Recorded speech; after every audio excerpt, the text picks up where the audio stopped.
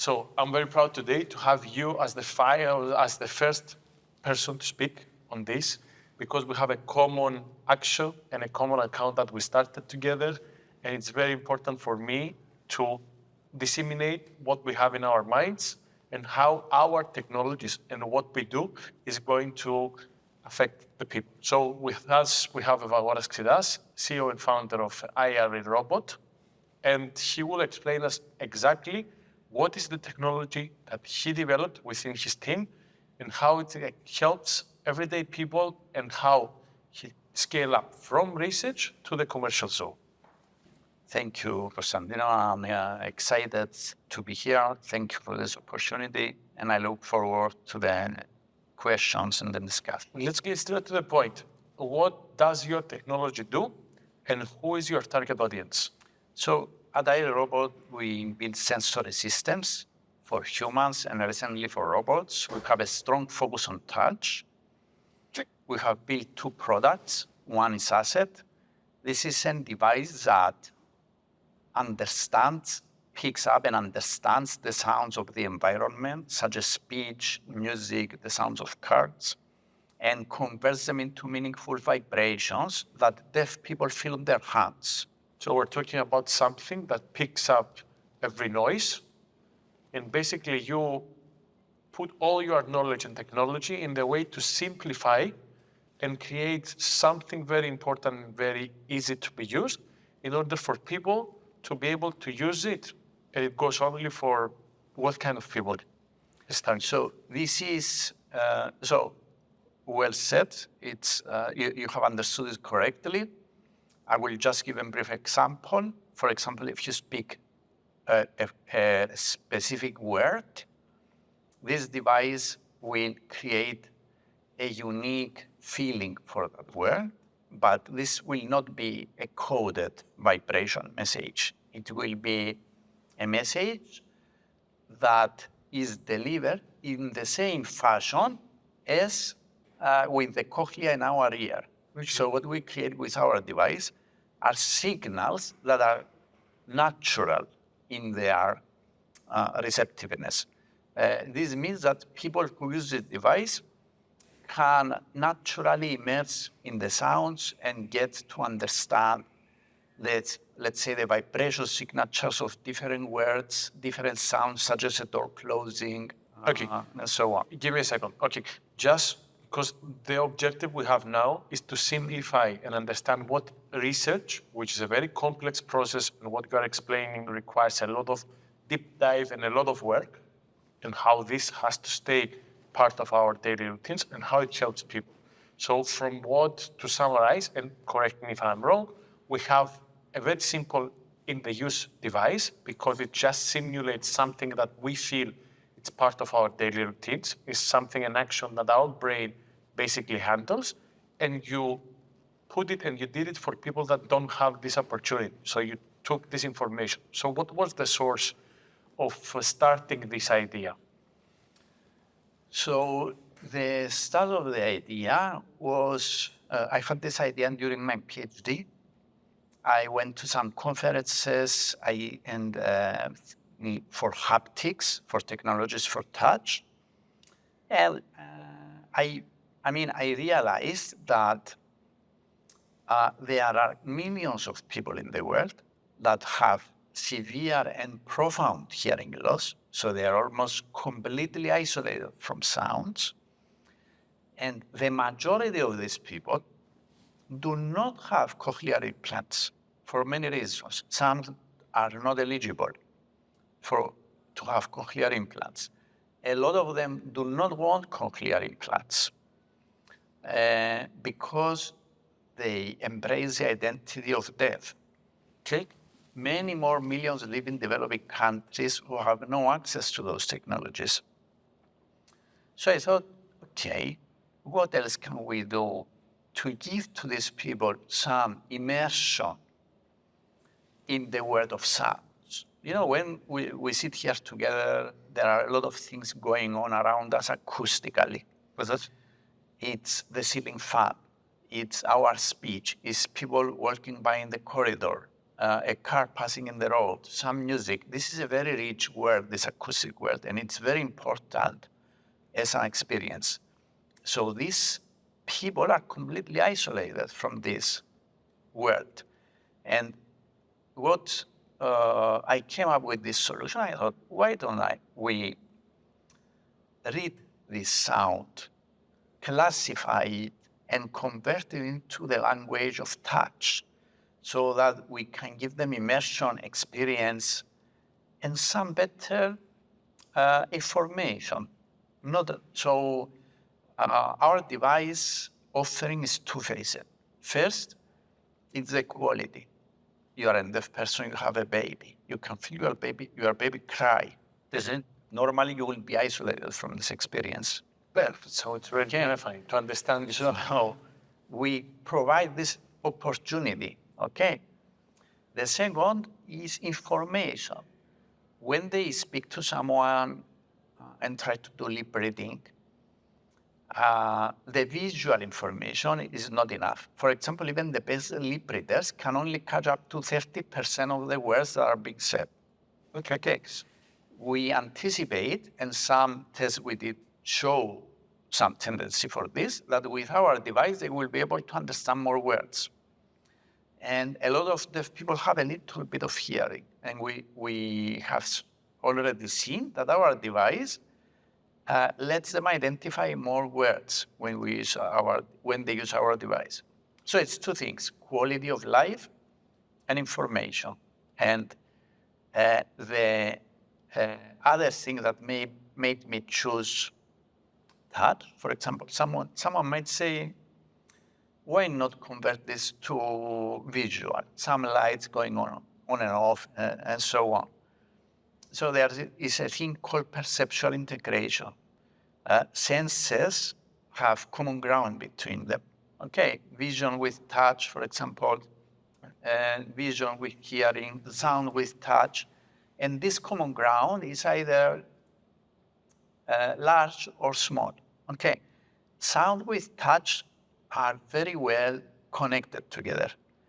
They are receiving a certain type of vibrations that when we feel on our hand, excite the auditory cortex, which means for some vibrations, we can hear with our hands in the same way that we hear with our ears. Many people don't know it, but it's true.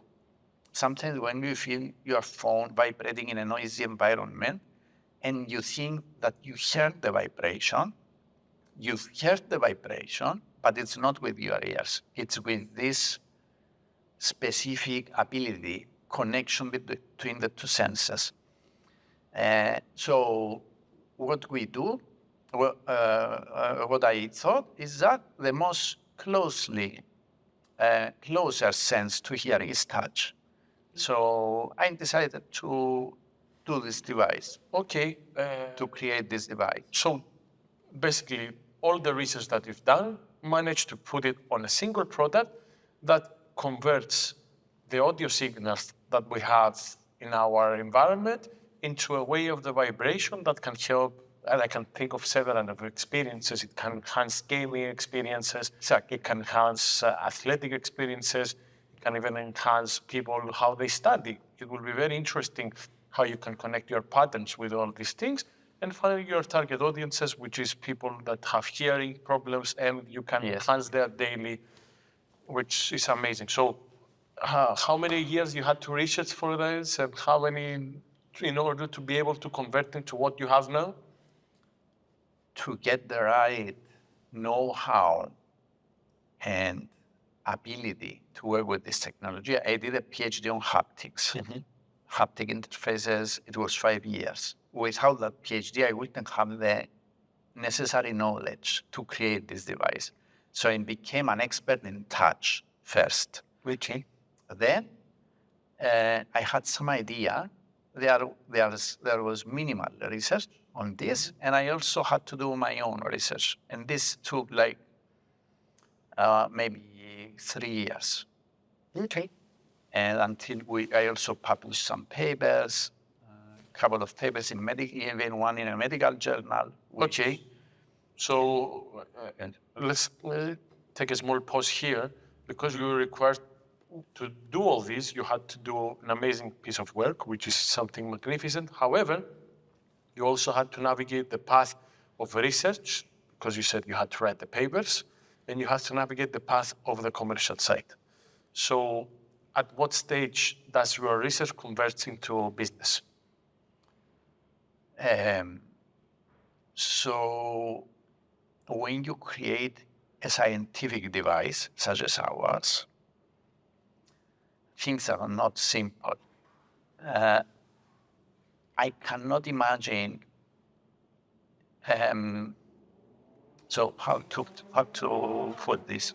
Say you are a researcher in a university doing some very interesting research. Okay, you've done the research, you have it. Some person identifies the commercial opportunity for this specific research that you have done. The gap time-wise from the identification of the commercial opportunity to going to the market is usually very complex.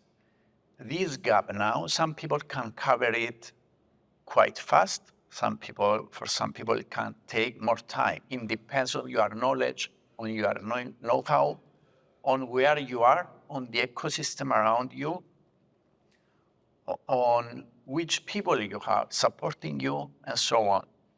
So let me give you a very quick example. I attended this conference once, and a professor came to speak. He was the lead engineer when they created the Da Vinci robot, the surgical robot. And he said that when they asked him what was the most important factor that led to this success, and he said the one single most important factor was the fact that my office in my engineering university was a 10 minutes walk from the medical department. So if it was half an hour drive, we wouldn't have the Da Vinci robot today. So at which stage did my research become commercial? Well, when I was doing my research, I had the commercialization in my mind already, but I didn't know how to do it. Okay, so okay. Let's see your second product now. All right. And let's try to. We know. Let me repeat again. We're talking the first product is a very simple device that does something extremely complex. You simplify the way of hearing by absorbing the noises and converting them into vibrations. Okay, thank you very much. Let's go to the second product and see how the whole process turned into a second product while you are developing one. Because one thing that is very different from European projects and towards the commercialization part is that every VC will tell you immediately that you have to focus on one product. And what the research tells you is you have to focus on new products in order to continuously provide new types of solutions. So we have two different roads that meet each other. So let's see how your second product came. Our second product is a haptic lab. Okay, this is a lab. Again, haptics, as you said. Yeah, it's haptic. You put this on together with a virtual reality headset, and when you touch virtual objects, you feel them on your fingertips, for example, or on your palm, depending on the technology. So why did I start this project? Because we had the infrastructure, the know-how, and the laboratories that are needed to create such technology. And I wanted to diversify, not only create new products. So I felt that is not like asset, the device for deaf people.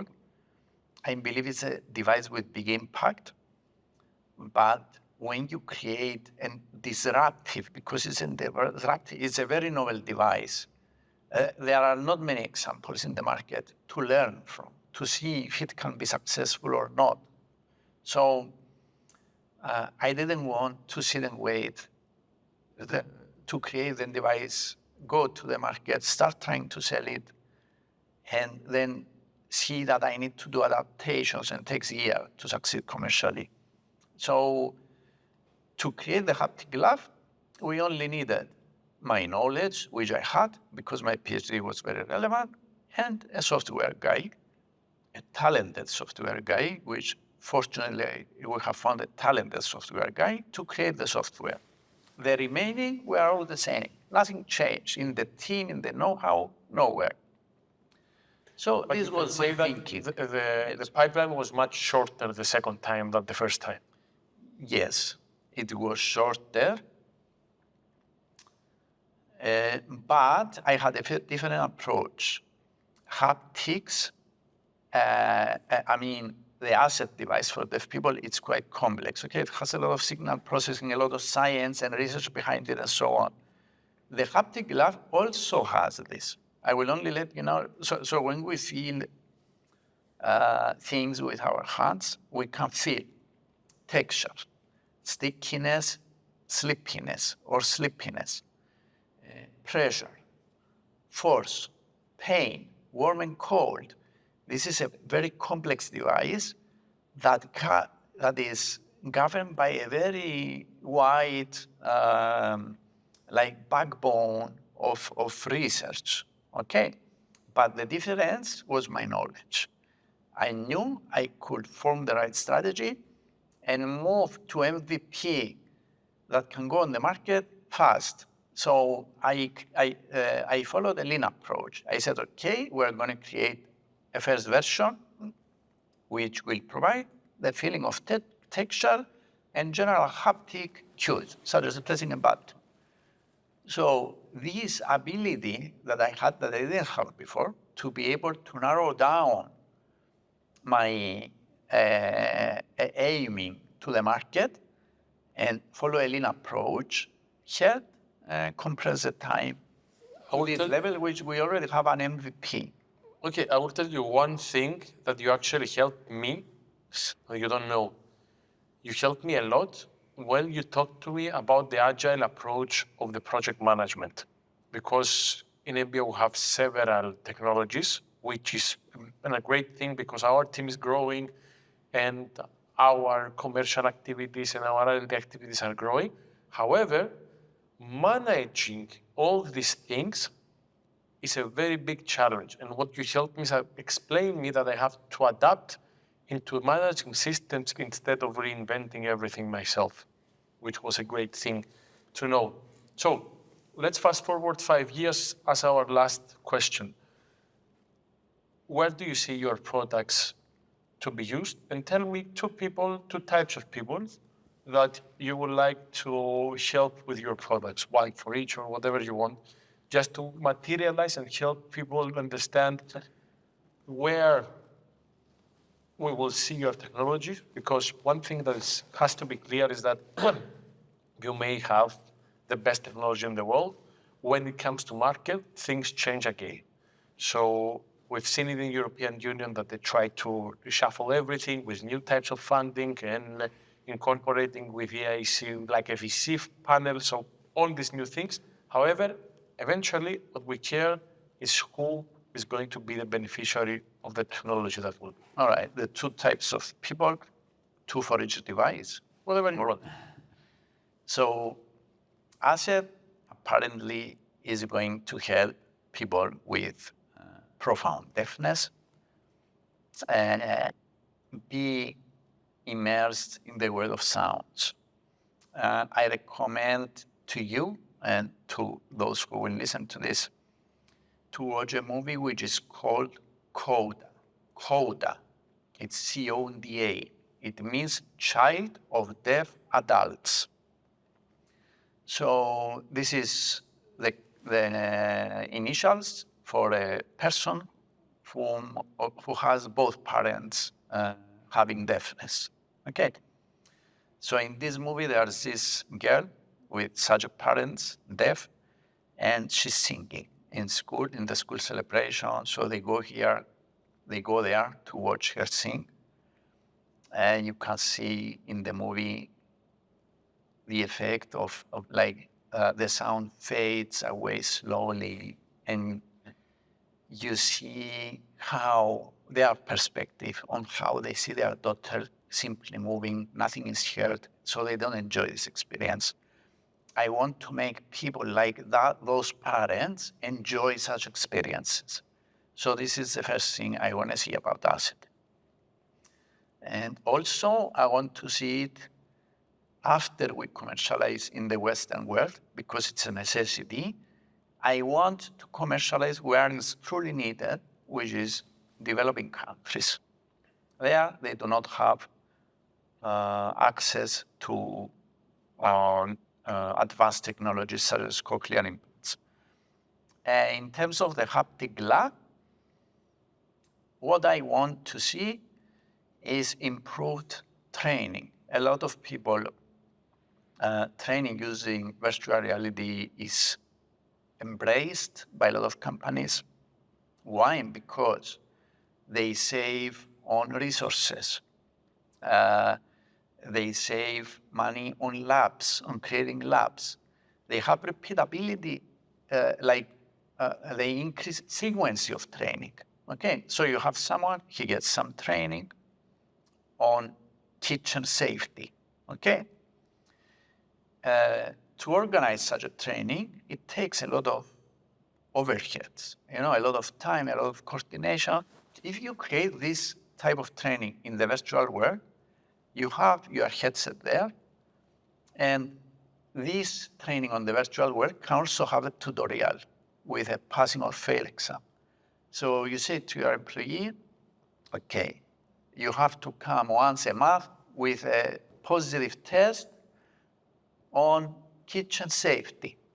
This will have a huge impact in increasing quality of work, reducing accidents, for example, it would take this field, increasing the customer service, increasing the quality of training in everything. So this is something that I like to do. It's not necessarily what will bring most of revenue in the future to a robot.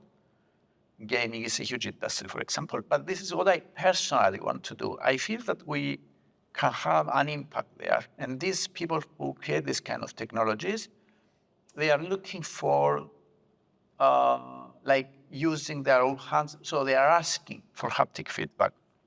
And what's on the market now cannot be adopted in large scale. So this is what we want to do. We want to see our glove being adopted in large scale by a lot of such organizations. Okay, perfect. We'll make sure that more people see it and more people read about it. And I'm sure you will have the commercial success that eventually will come out of this research. So we've seen the amazing work that you had to do. I personally admire you as an engineer, Likewise. as a person.